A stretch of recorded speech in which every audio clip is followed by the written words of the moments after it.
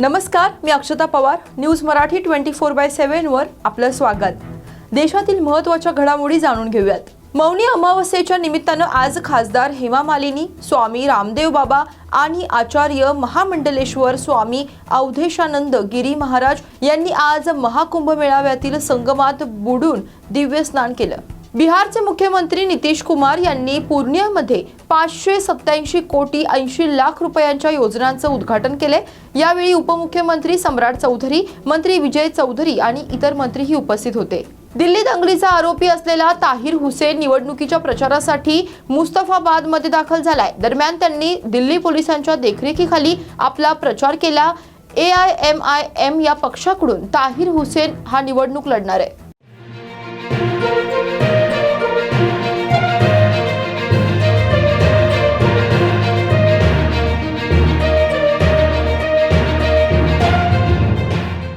सैफ अली खानवर हल्ला प्रकरणात मोठी अपडेट समोर आली आहे.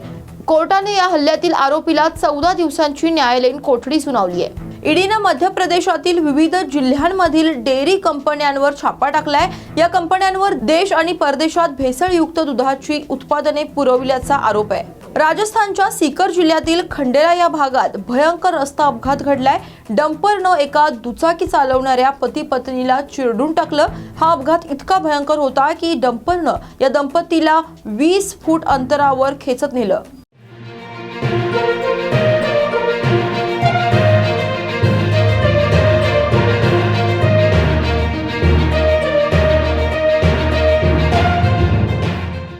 हरियाणा सरकार आता अरविंद केजरीवाल यांच्यावर मोठी कारवाई करण्याच्या तयारीत आहे. FIR दाखल करणार असल्याची माहिती हरियाणाचे कॅबिनेट मंत्री विपुल गोयल यांनी दिली आहे. देहरादूनमध्ये भाजपाच्या माजी आमदाराच्या मुलीनं आत्महत्या केली आहे. PG मध्ये तिचा मृतदेह सापडलाय. तिच्या मोठ्या बहिणीने देखील काही दिवसांपूर्वीच छतावरून उडी मारत आत्महत्या केली होती. ATSची गुजरातमध्ये मोठी कारवाई. 107 कोटी अल्प्राझोलम नंतर 40 कोटींचे औषध ट्राडाडोल औषध जप्त करण्यात आलं.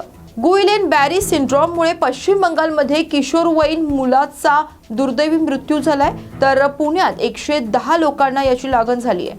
अशाच बातम्यांसाठी पहा न्यूज मराठी 24/7. नवा भारत, नवा विचार.